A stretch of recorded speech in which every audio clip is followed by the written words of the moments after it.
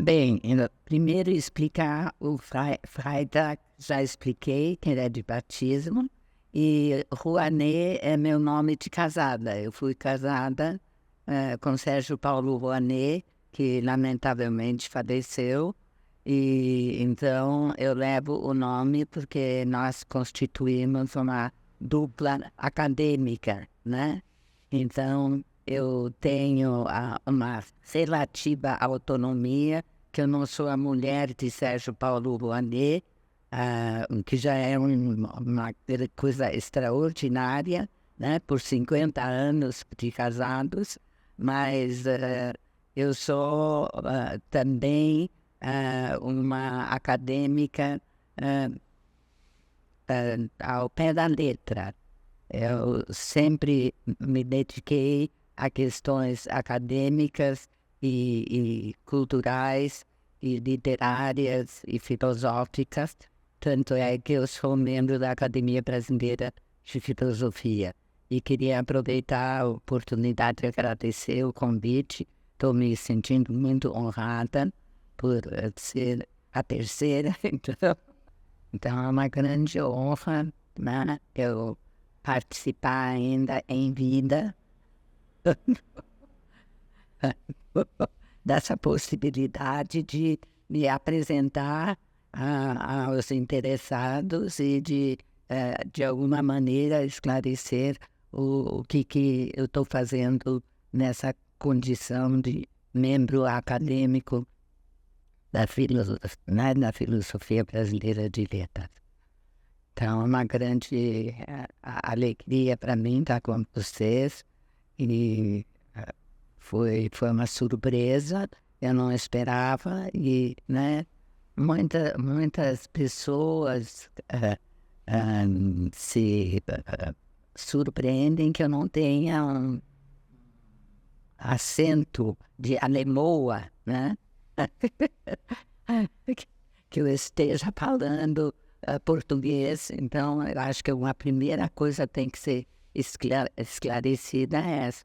Eu nasci realmente na Alemanha, eu sou alemã, de passaporte, inclusive, e, mas eu fui criada no Brasil, especialmente em Minas Gerais.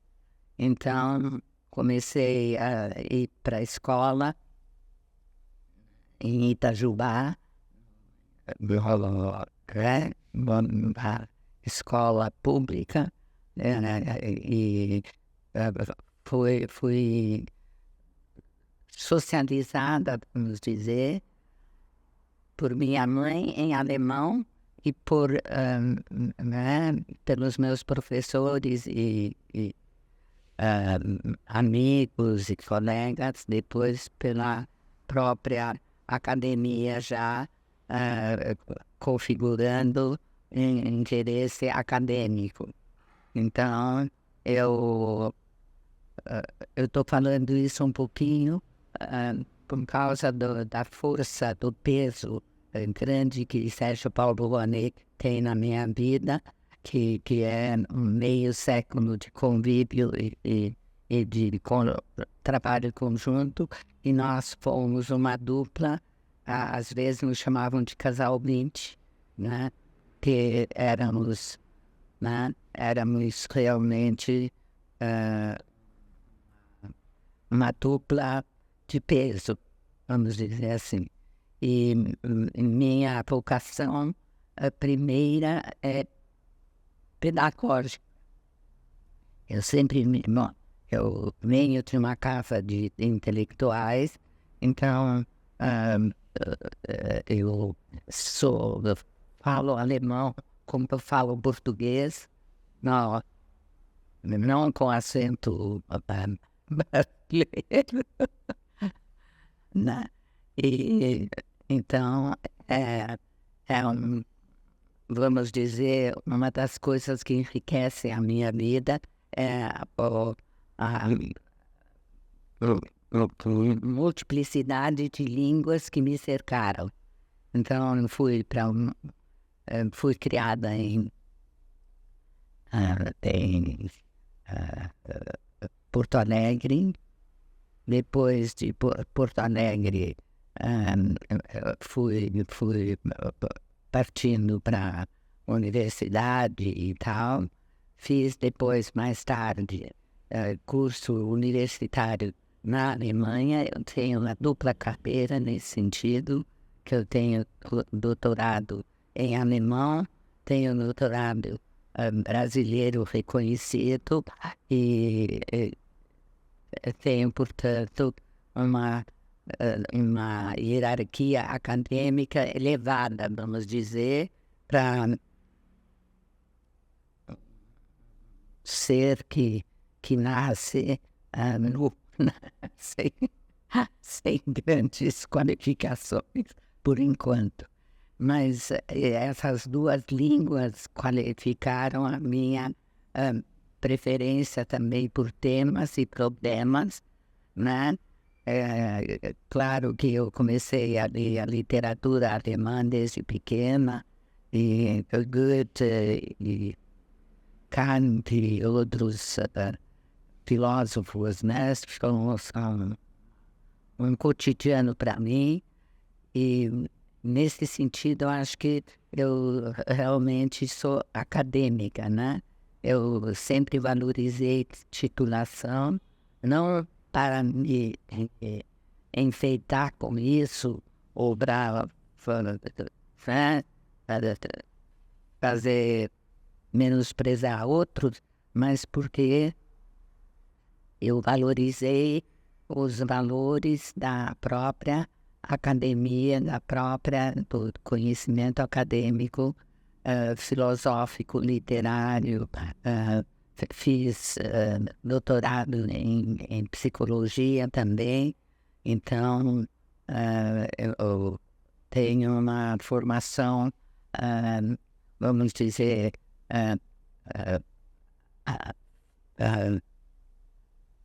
brasileiro-alemã bastante completa.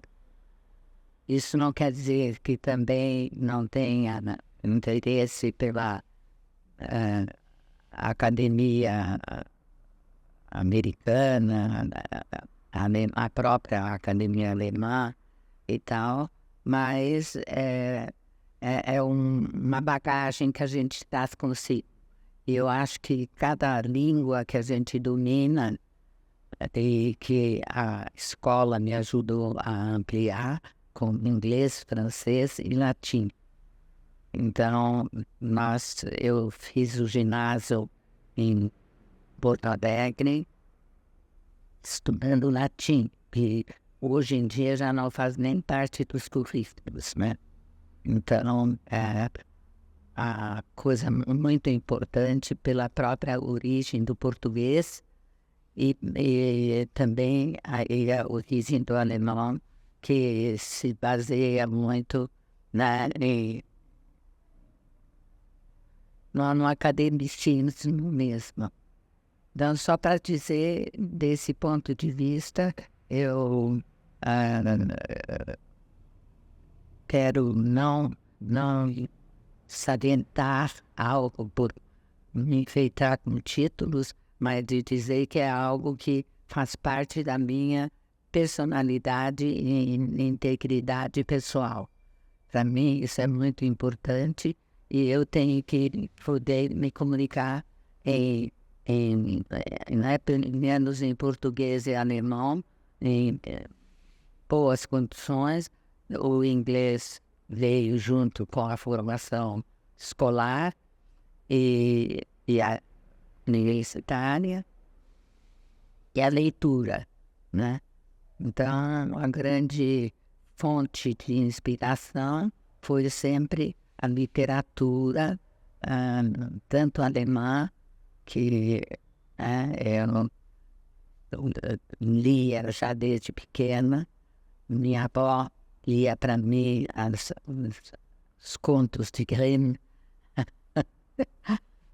com sempre ainda um adendo da minha mãe, que era muito exigente, para que eu não soubesse somente falar alemão e entender o alemão, tinha que saber escrever o alemão.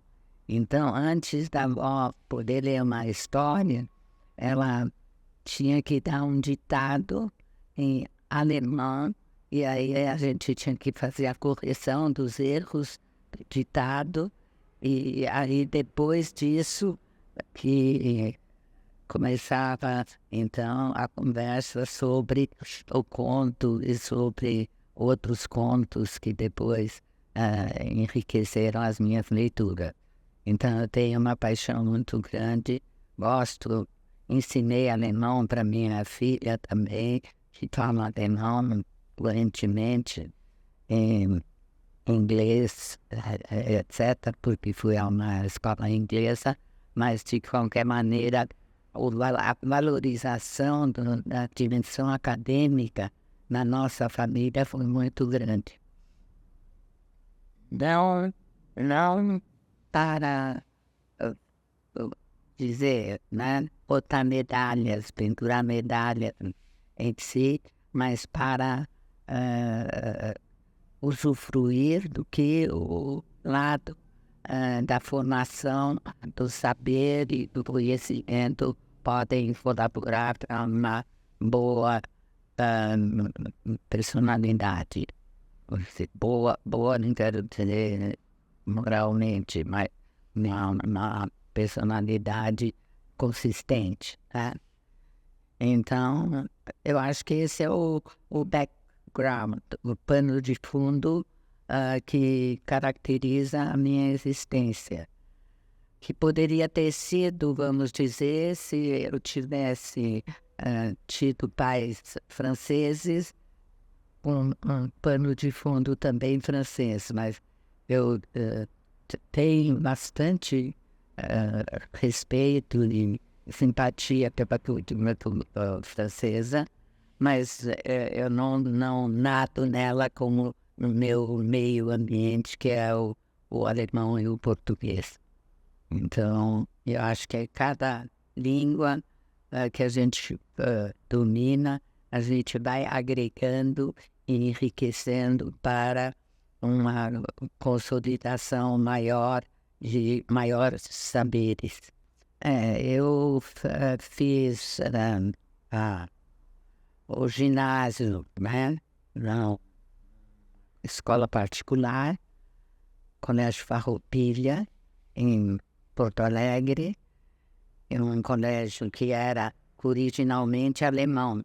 Eu acho que a mãe nos colocou nesse colégio que era muito puxado e a gente tinha que ser sempre, né, nerd, né? Tinha que ser primeirão em tudo e nem sempre eu achei que isso foi em próprio proveito, porque incentivou muito a competição e a competitividade com outros, né, de deixar primeiro lugar, tal, segundo lugar. Então eu tive sorte de encontrar uma grande amiga intelectual até hoje, a Cremilda Araújo Medina. Ela tinha a mesma formação que eu, com Portugal, como eu tinha com o alemão, e nós duas batalhávamos na escola por uma dupla imbatível, né? Então, quem tirava o primeiro lugar ou o segundo lugar era uma das duas. Então, era uma competição que pode também ser, vamos dizer, degenerar numa coisa egoística e tal, mas como éramos duas e muito conversadeiras, inclusive, né, muito animadas na sala de aula, a gente fazia a turma rir. Então, eu acho que isso foi muito importante na minha vida. E a vida, eu acho que é feita né, por toda essa conjunção de pessoas que são mestres e professores e que foram modelos para mim. Eu queria sempre ser uma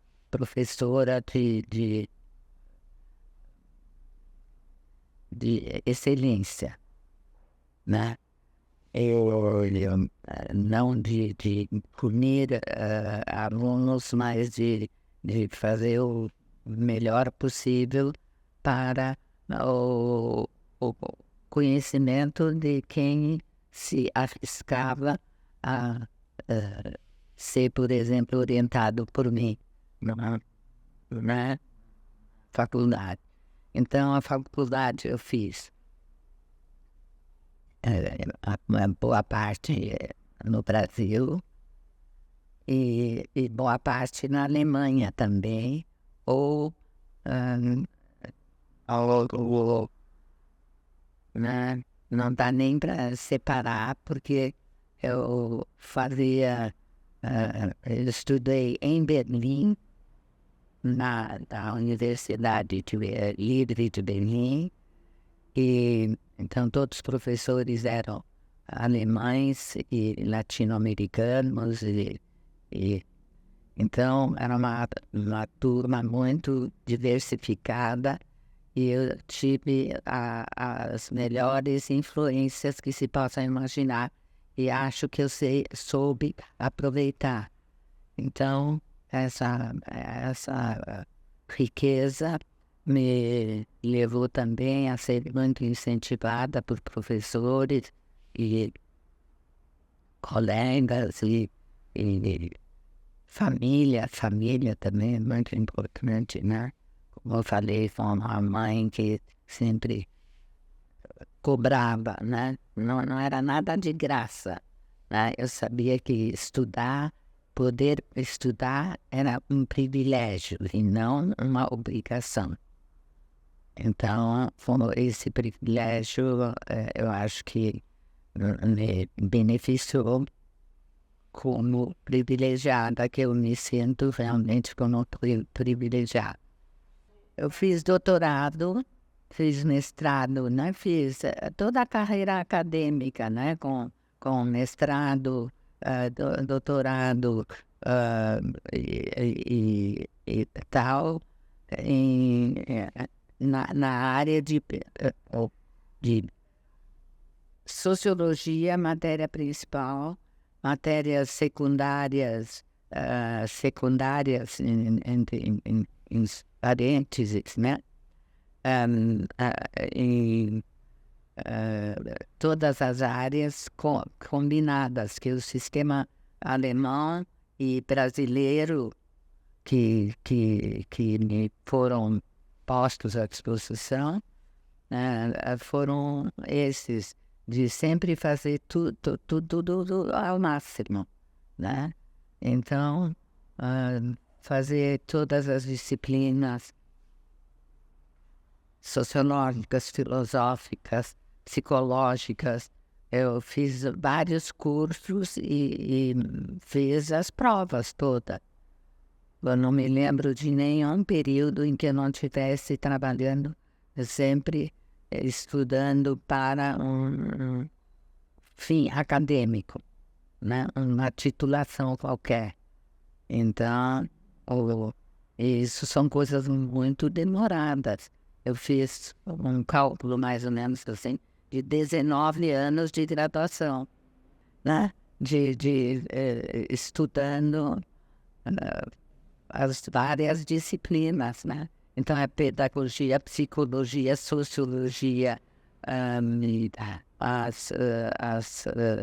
todas as matérias conexas, né? Em línguas conexas e tal, e todos os grandes teóricos da sociologia, da psicologia dessas matérias todas. Então, eu acho, uma formação muito sólida.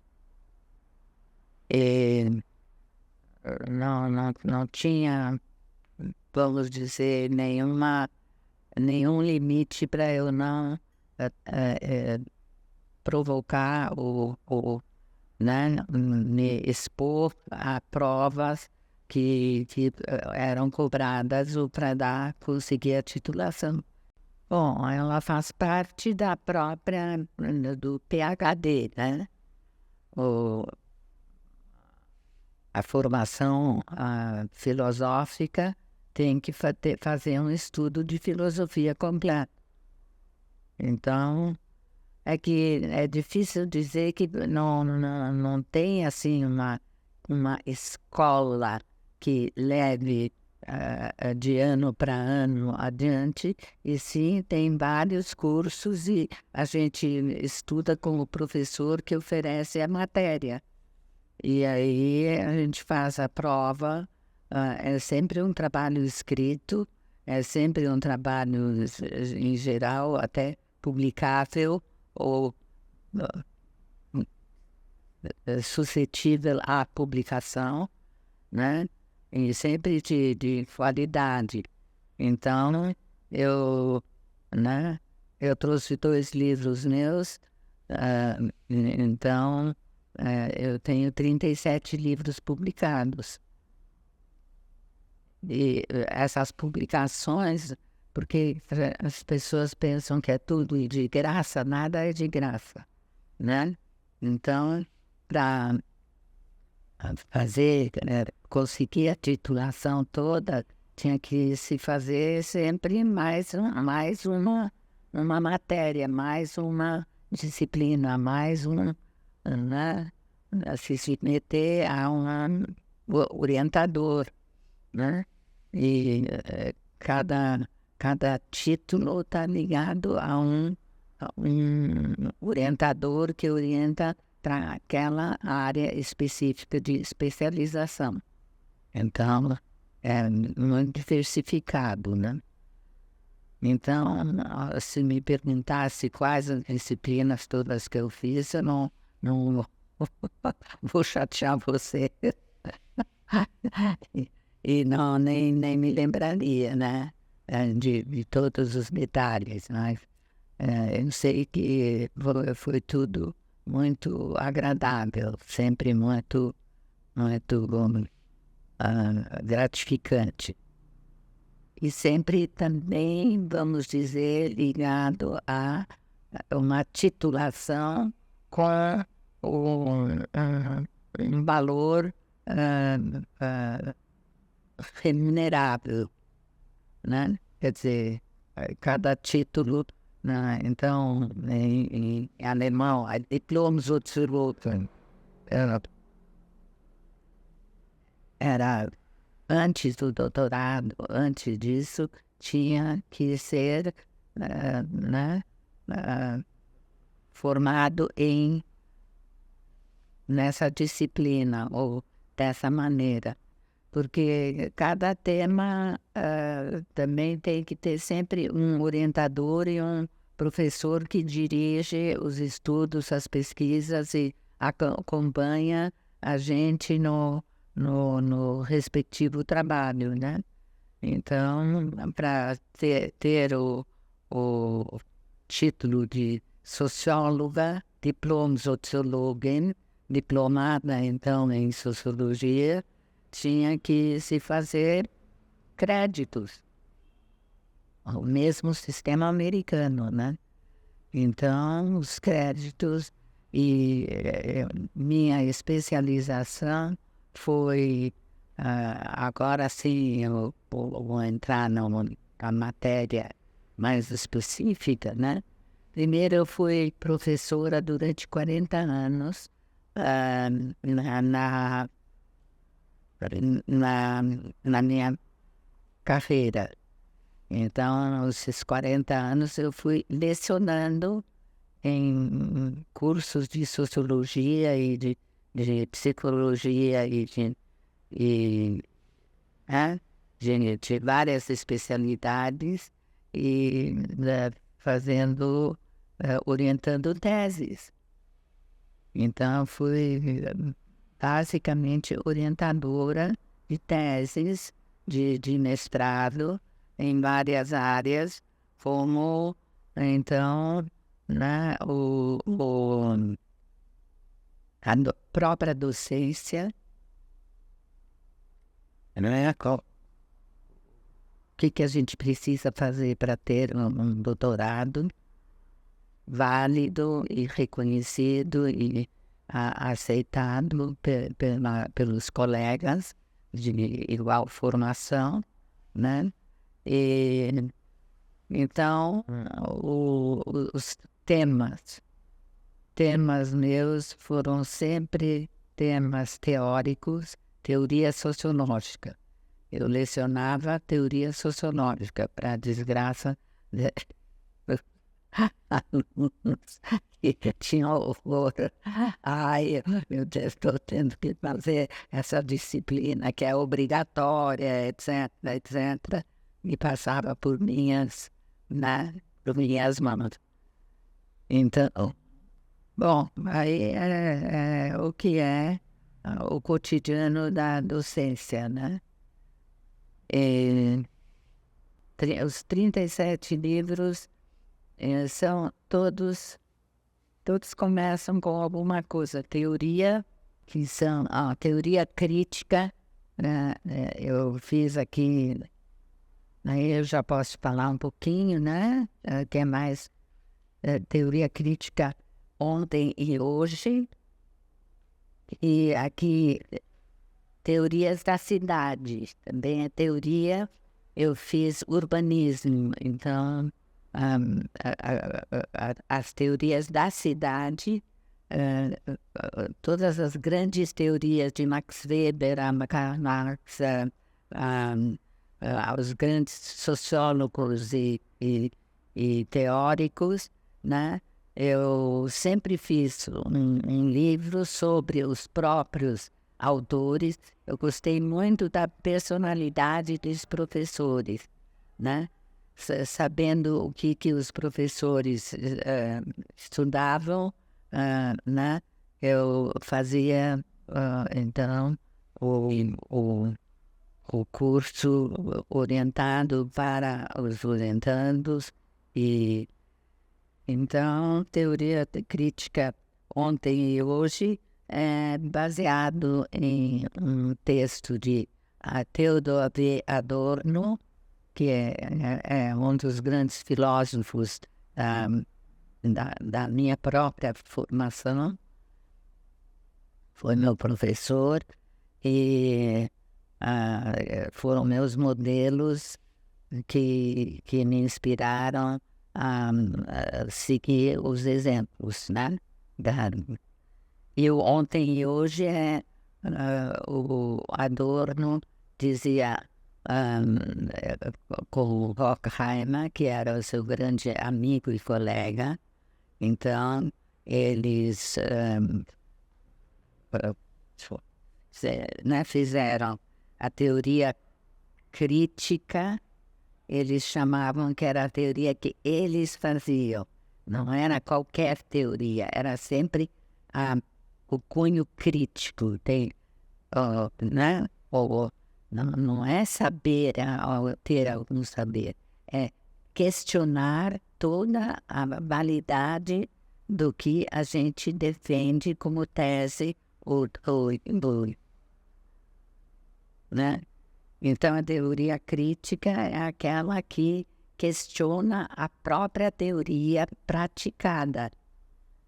Então, ontem e hoje era assim, os saberes não acumulados só para a gente saber isso, se tem que saber, mas saber criticamente, saber por que, qual é a validade, qual é a abrangência, qual é a utilidade de uma teoria, ou qual é o significado. Então, não é teoria pela teoria, é a teoria pela sua capacidade de contribuição para adquirir saberes mais amplos, mais diversificados. Então, é um processo permanente de questionamento e de argumentação e crítica, portanto. Então, ontem era como se dizia que isso era um saber que você tinha que saber, mas que não era o essencial, né? Mas o saber, os saberes questionados e re-questionados cada vez sem dó, nem pena, né? Então, é mais ou menos isso. E o outro, Teorias da Cidade, é esse. Os grandes teóricos todos fizeram né, a teoria sociológica voltada para a cidade. Que é a cidade? A cidade é esse caos que nós temos aqui. Então, para entender cidade, tem que se ter uma teoria da cidade, né? Então, a concepção de cidade, o que é cidade e de que maneira a gente pode delimitar ou subsidiar ou melhorar o saber sobre o social em que nós estamos envolvidos e somos atores dentro deste social. Então, a sociedade é refletida dentro da cidade que nos forma e nos transforma, e nós participamos dela de uma maneira sempre revolucionária também, né? Então, esse lado, nada é garantido, não tem nenhuma verdade verdadeira que domine outras verdades que são menos ou mais verdadeiras. Tudo tem que ser justificável, tudo tem que ser amparável com a qualidade do bom argumento, né? Então, por que essas coisas são assim? Porque são assim? Não. É saber por quê, etc, etc, etc. Então, esse é o... Então, aqui na teoria da cidade, eu juntei, né? Por isso eu deixo aí, depois vocês terão possibilidade de ler. São ensaios. Então, como que cidades eu tematizo, são grandes cidades, em geral Paris é uma delas, em geral Rio de Janeiro é outra delas, e sempre as grandes cidades são o material com o qual a gente trabalha. Então é isso aqui. Que dá um histórico da evolução da própria do debate teórico e também do que a gente considera que já foi descartado ou foi mais criticado, menos valorizado, menos aceito pelos colegas. E sempre é um processo sem fim, né? A gente está sempre no fazer e refazer as opiniões. Bom, tem uma importância que é a nota, né? É uma importância. A gente pode dizer que não é, mas tem que ter uma boa nota, né? E então a gente vai escolher disciplinas que permitam conseguir dar conta do recado, da cobrança, né? Então, minha formação como eu acho que tem uma coisa, o professor é ao mesmo tempo o melhor aprendiz e o melhor professor, né? Então ele tem, porque ele sabe da dificuldade que tem a disciplina em conseguir alguma coisa. Então eu tenho até uma preferência macabra. Eu gosto de textos muito amplos. A teoria tem 500 páginas, pode ser 550, para mim tanto faz, né? Então,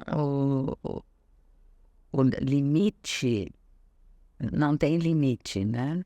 O saber é como uma imagem, né? Se você joga uma pedra no lago tranquilo, vai criando círculos cada vez mais amplos, e se a parte desconhecida é a que está por fora, ela vai ficando maior. Cada vez que você né, vai aprendendo alguma coisa, você já está criando limites maiores para o acúmulo do saber.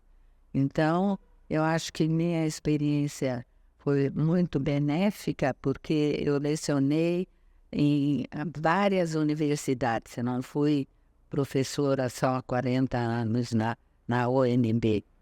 Eu fui professora em várias universidades brasileiras. Elas me convidavam para dar um curso, eu ia lá. Quer medir, né, força comigo? Pode me convidar, que eu estou aí. Então, eu fui muito diversificada. Eu conheci muito maravilhosos, estudantes maravilhosos. Em geral, virávamos amigos no final de um curso. No curso de 1 ano, 2 anos, 3 anos, éramos, né? E orientação de tese, uma orientação de tese. Os alunos tinham medo, né? Temporariamente de mim, mas quando viam que não era para morder, que era para testar a fortaleza dos argumentos, a correção dos argumentos, que aí é nessa direção que eu fiz as experiências. E o que eu quero dizer é que existe reciprocidade no processo de ensino. Ensino e aprendizado são duas coisas conjuntas. A gente aprende e ensina. Ensina aprendendo. Então, essa eu acho que é uma das bases fundamentais.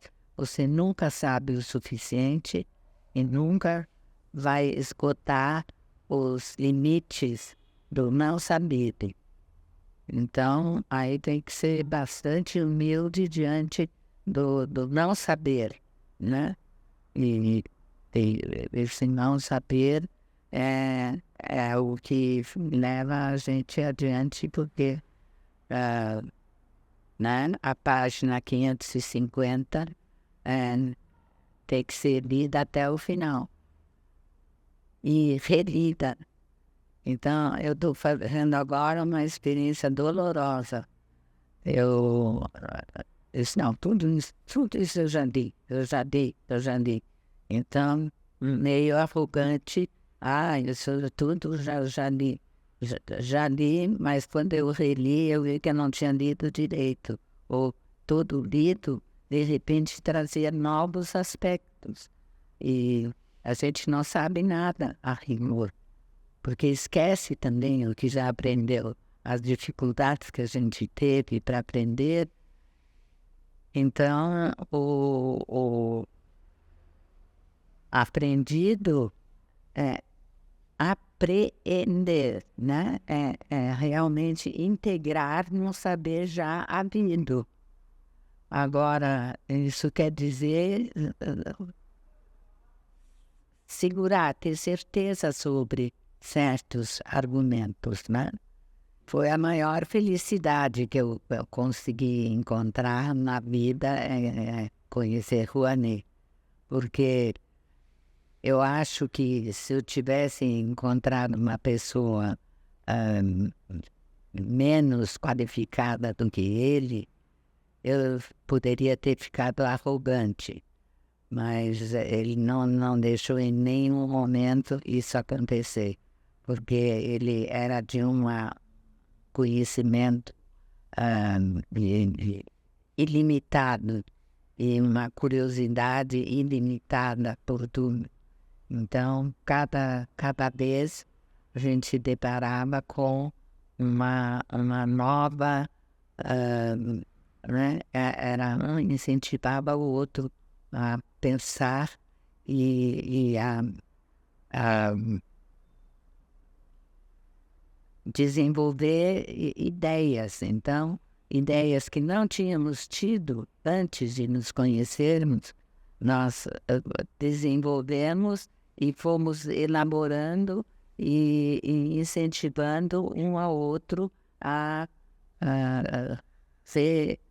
retrabalhar. É tudo retrabalhado. Então, é como a crítica, né? Não adiantava dizer, agora eu sei tudo, né? E eu acho que esse é o que caracteriza o nosso diálogo permanente durante os 50 anos. É meio século. 50 anos é meio século de permanente discussão. E, então, isso foi muito, muito importante. Muito mesmo. E me faz muita falta eu não ter, né? E agora já assim, né? Há alguns anos que César me faleceu e eu sinto falta todos os dias do interlocutor, né? Ter aquele alguém com quem a gente possa levantar toda e qualquer questão, sem medo, inclusive, de não receber, não ter resposta ou tal. E admitir claramente. Então eu temo que eu esteja idealizando agora, né? Porque, de fato, eu não encontrei nenhum substituto, vamos dizer, não. Mas o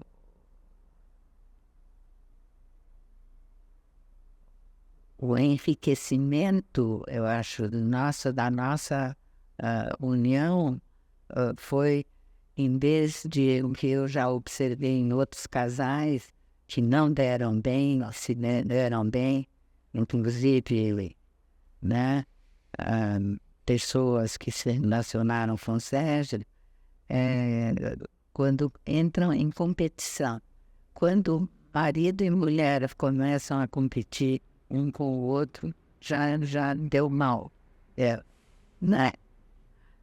Então, tem que saber aprender a conhecer os limites. E essa foi uma das boas experiências com o Sérgio Paulo, né? Ele sempre tinha uma tentativa de contornar os problemas, mas de questioná-los e de buscar as respostas.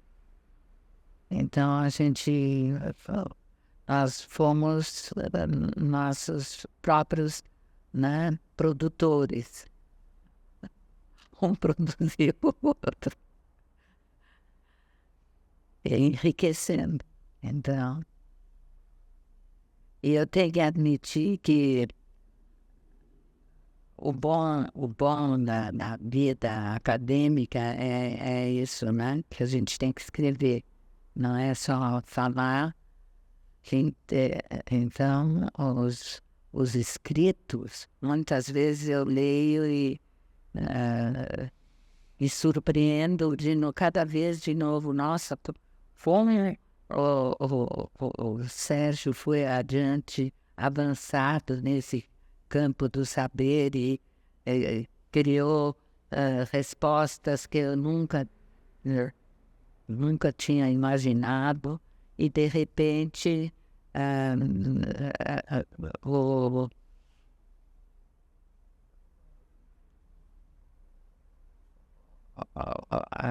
a gente fica pasma diante do não sabido do outro, inclusive, né? Então, disse, puxa, mas que ideia ótima, quem escreveu isso? Ah, foi o próprio Rouanet. Eu acho que o grave é a competitividade doentia, né? E eu conheci muitas mulheres que não aguentaram a superioridade do parceiro, ou vice-versa também, né? Isso não quer dizer que esteja ligado ao sexo. Eu não sei qual é a mistura, se eu conheci o Sérgio primeiro e depois eu fui integrada, né? Porque a Academia Brasileira de Letras nunca me convidou, né? Então, mas isso tem uma razão, porque eu sou alemã mesmo, então ser nata brasileira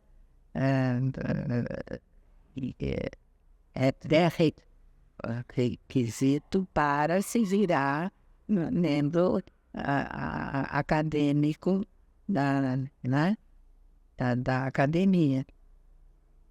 Mas não da filosofia. Então, a filosofia me convidou pelo moderno.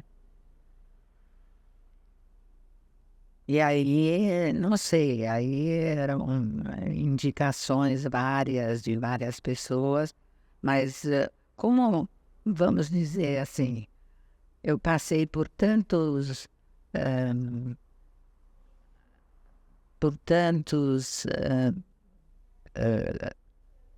crivos e critérios de classificação, né, para ser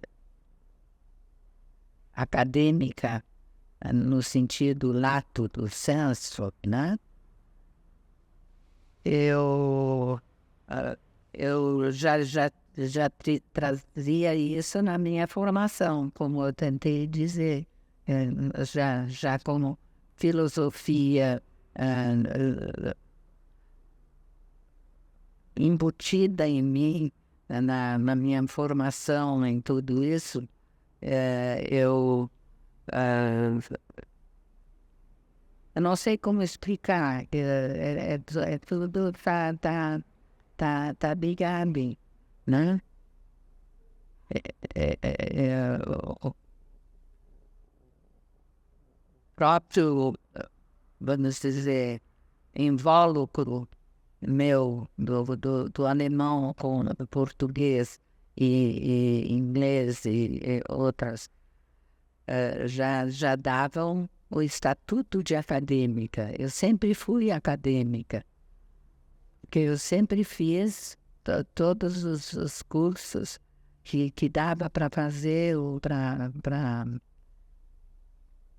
enfrentar, para ter titulação.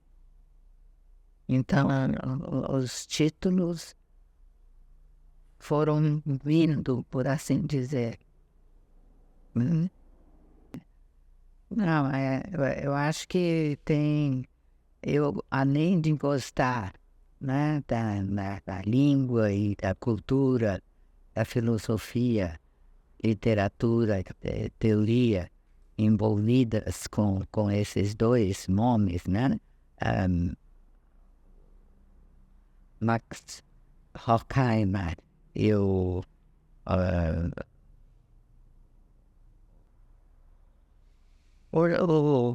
Horkheimer e tem outros nomes, Malta Benjamin, tem nomes como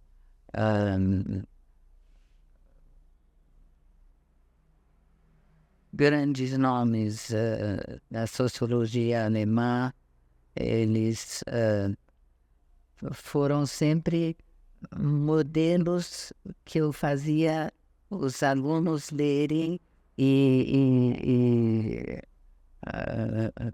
inclusive a biografia deles me pareceu muito interessante, né? Não é por acaso.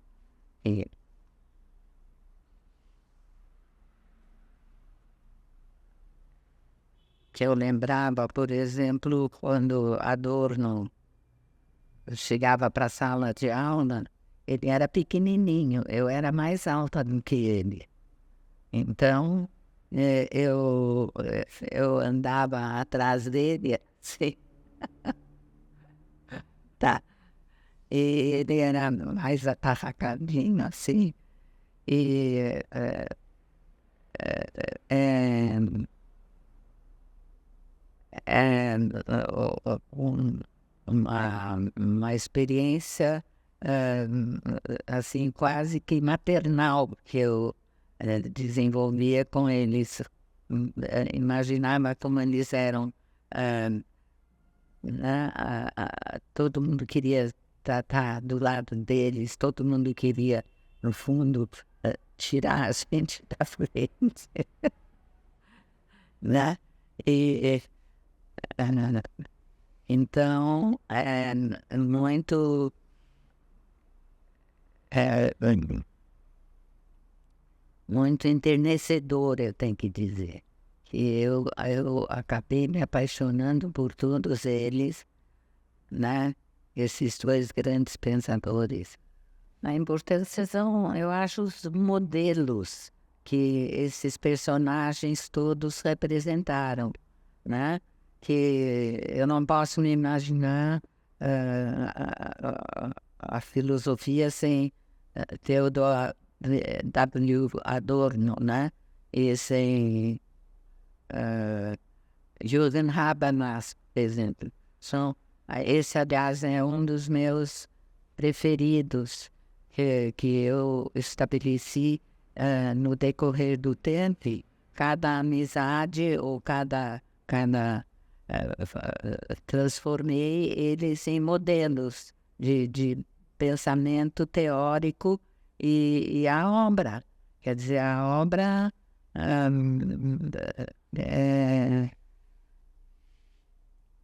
inseparável do sujeito, né? E então, não sei dizer, é tão óbvio que fica sendo uma platitude.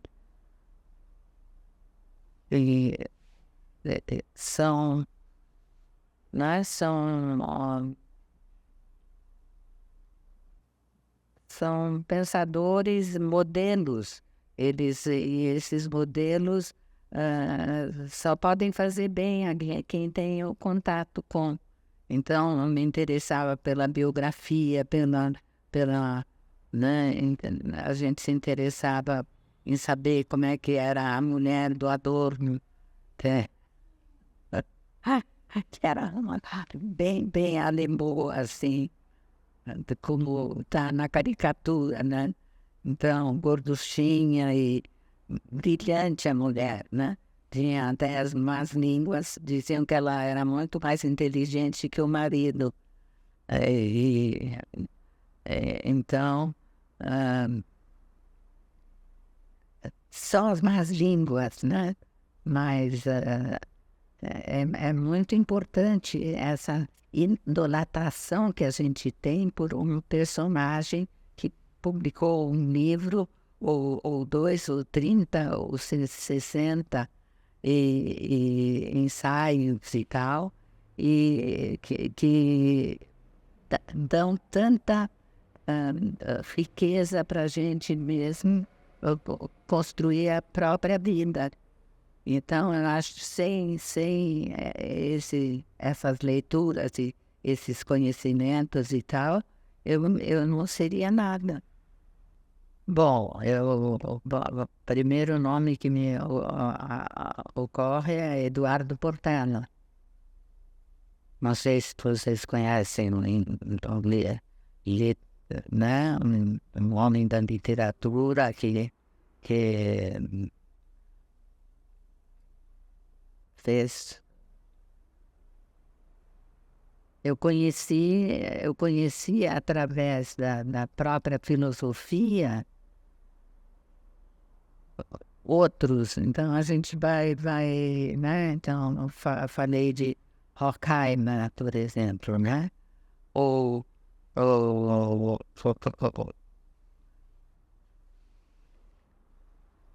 eles não são ídolos eh, singulares, eles são ah, escolas.